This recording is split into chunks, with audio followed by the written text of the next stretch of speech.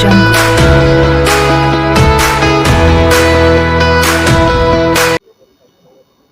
सनातन परंपरा में सन्यासी यतेंद्र मुनेंद्र और आचार्य चातुर्मास का ये व्रत अनुष्ठान करते हैं और उनके चातुर्मास व्रत अनुष्ठान का मूल उद्देश्य यदि होता है तो वह विश्व कल्याण हितार्थाय, विश्व के अभ्युदय के लिए, विश्व शांति के लिए, विश्व में सद्भावना बनी रहे। क्योंकि हम एक ऐसे देश में वास करते हैं जहाँ का मूल सिद्धांत तो मूल उद्देश्य विश्व का कल्याण हो और धर्म की जय हो। धर्म की जय हो में हिंदू मुस्लिम सिख ईसाई ऐसा नहीं, अलग अलग नहीं, धर्म की जय हो। जो धर्म कौन है? सत्य एवं सनातन, और जो सनातन है वही धर्म है, जो सत्य है वही धर्म है। जो सत्य को मानने के लिए तैयार हो, जो सनातन को स्वीकार करने के लिए तैयार हो, ऐसे धर्म को हम धर्म के रूप में स्वीकार करते हैं। और इस तरह के भावना से भावित, ऐसे धर्म से उपासित प्रत्येक धर्म का कल्याण हो, ऐसी हमारी भावना रहती है।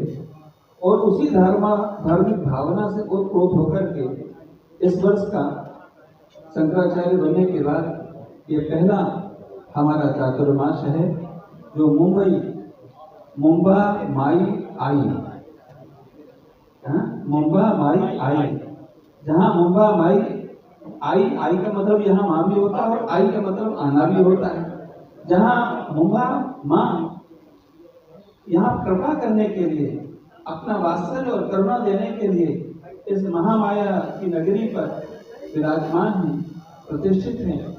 ऐसी नगरी में जिसका स्वरूप यदि हो गया है माया नगरी के रूप में हो गया है, हम चाहते हैं ये मुंबई नगरी अध्यात्म नगरी के रूप में जानी जाए, धर्म नगरी के रूप में जानी जाए। और हमारा उद्देश्य इस बार का चातुर्मास करने का वही है, क्योंकि धर्म ही समाधान दे सकता है, धर्म ही सद्भावना दे सकता है। हम सब चाहते हैं कि सब धार्मिक भावना से ओतप्रोत हो जाएं, सबके जीवन में वह धर्म का स्वरूप उद्भासित हो जाए और सबका कल्याण की कामना सबके जीवन में हो जाए। यही बात आज श्री भगवती ललिता महात्रिपुर सुंदरी है, राज राजेश्वरी है, जो राजाओं की भी राजा कही जाती है। ऐसी भोगश्च मोक्षश्च करस्यो, जो भोग भी देती है और मोक्ष भी देती है। ऐसी श्रीयंत्र की अधिष्ठात्री महालक्ष्मी यहाँ पर विराजमान है, मुंबा मैया विराजमान है। मुंबा देवी में भी श्रीयंत्र की आराधना होती है और आपका जो महालक्ष्मी जी का स्थान में मंदिर है वहाँ भी ये आराधना होती है। श्रीयंत्र की आराधना को श्री विद्या कहते हैं और श्री विद्या की आराधना अद्भुत है, क्योंकि यह भगवती राज राजेश्वरी ललिता महात्रिपुर सुंदरी की आराधना, ये आराधना माता पद्मावती की आराधना है, ये आराधना माँ राज राजेश्वरी की आराधना है। तो ये आराधना सभी देवता करते हैं, ऐसा कोई देवी नहीं, ऐसा कोई देव नहीं जो भगवती ललिता महात्रिपुर सुंदरी की आराधना न करता हो। सबके द्वारा उपासित ये भगवती हैं, अर्थात सभी देवों को, सभी देवियों को शक्ति देने वाली यदि कोई दिव्यता से भरपूर माँ भगवती है तो भगवती ललिता महात्रिपुर सुंदरी। इनके जो सहस्र नाम हैं, एक एक नाम में हजारों हजारों सहस्रों लीलाओं का स्वरूप उनके अंदर में समाहित है, जिनके एक एक नाम में अनंत अनंत समस्याओं का समाधान करने का सामर्थ्य विराजमान है। ऐसी अष्ट देवियों के द्वारा ये ललिता सहस्र नाम अष्ट देवियों के द्वारा विरचित हैं। तो उन ललिता महात्रिपुर सुंदरी की महिमा आप देखिए कि आज यहाँ पर मेरे अत्यंत आत्मप्रिय थे गोपीनाथ जी मुंडे, जो गोलोकवासी हैं, वो मेरे अत्यंत आत्मीय थे जब वो राजस्थान के प्रभारी थे। आज उनकी बेटी, आज वो मेरी अत्यंत प्रिय इसलिए है क्योंकि वो श्री विद्या की उपासना में बड़ा भाव रखती है। और आप समझिए कि ललिता महात्रिपुर सुंदरी का आकर्षण देखिए कि वो आज अपने सारे कार्यक्रमों को निरस्त करके और आज ललिता सहस्त्रार्चन करने के लिए यहाँ पर उपस्थित है। ये आज उस विद्या की दीक्षा भी हम उनसे यहीं करेंगे। तो ये श्री विद्या की आराधना सभी प्रकार की कामनाओं को पूर्ण करता है। हम भी चाहते हैं घर घर में माँ ललिता महात्रिपुर सुंदरी की आराधना, जो भगवत्पाद आदि शंकराचार्य जी ने वेदों से शास्त्रों से गोहितम स्वरूप में जो थी उसे निकाल करके उद्भाषित किया है जगत के कल्याण के लिए। और इस नॉर्थ इंडिया में तो कोई जानता भी नहीं था।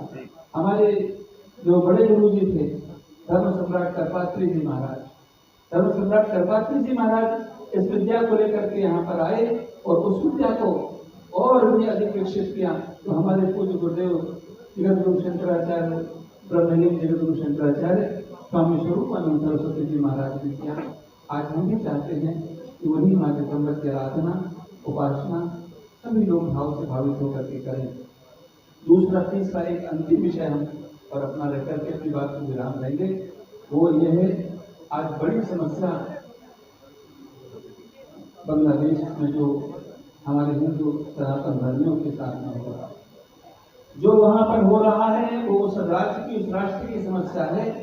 उस राष्ट्र की सरकार को चाहिए कि वहां की समस्या के लिए समाधान करे, लेकिन हिंदू भाई जो वहां पर रह रहे हैं वो वहां की सरकार की समस्या का सरकार की समस्या नहीं है, वो हम सब की समस्या है।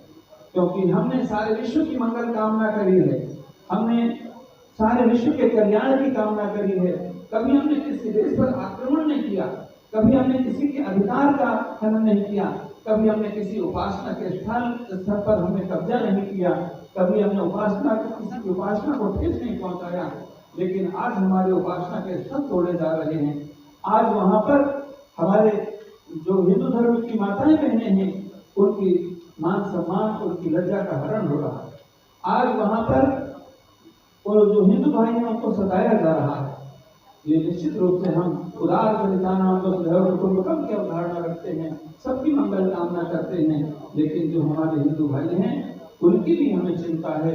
उनके साथ जो हो रहा है उसके लिए एक धर्माचार्य होने के लिए, आज सनातन धर्म के सर्वोच्च पद पर विराजमान होने के नाते आज हम भारत की सरकार से इस ओर हम अपना ध्यान भी आकर्षित करेंगे। साथ ही साथ में एक बात आदेशित करके भी कहेंगे, क्योंकि हमारा अधिकार है आचार्य होने के नाते कि वहाँ के जो हिंदू भाई हैं उनके रक्षा सुरक्षा भारत की सरकार सुनिश्चित करे। उनकी रक्षा सुरक्षा करना भारत की सरकार की जिम्मेदारी है। भारत की सरकार इस दिशा में कार्य कर रही है। हमें पता है जो वर्तमान सरकार है वो संपूर्ण विश्व में और शांति चाहती है, समाधान चाहती है। साथ साथ में सनातन धर्म का प्रचार और प्रसार इसलिए हो रहा है क्योंकि सनातन धर्म ही सारे विश्व को शांति और समाधान और सद्भाव प्रदान करेगा। और इस हेतु हमारी 24 जो वर्तमान सरकार है, मोदी जी हैं, वो भी इस दिशा में काम कर रहे हैं। लेकिन हम चाहते हैं और भी अधिक जो कार्य करने की आवश्यकता है उस दिशा में काम हो, ताकि हमारे सनातन धर्मियों की, हमारे जो वहाँ की माताएं बहनें हैं उनकी रक्षा हो, सुरक्षा हो, और साथ साथ में वहाँ की उपासना के जो स्थल हैं उनकी भी रक्षा सुरक्षा हो। देखिए, उन्होंने जो कहा उस बात पर कोई भी प्रतिक्रिया देना मेरा उचित नहीं है, पर जहाँ देश में भी दुनिया में जहाँ भी हमारे नागरिक हैं और वो सुरक्षित नहीं है तो उनकी सुरक्षा की व्यवस्था करना ये हमारे देश के कानून कायदा और सरकार का काम है। आपने देखा जैसे युद्ध छिड़ गया था रशिया में भी, वहाँ से भी हमारे विद्यार्थियों को हमने वापस लाया है।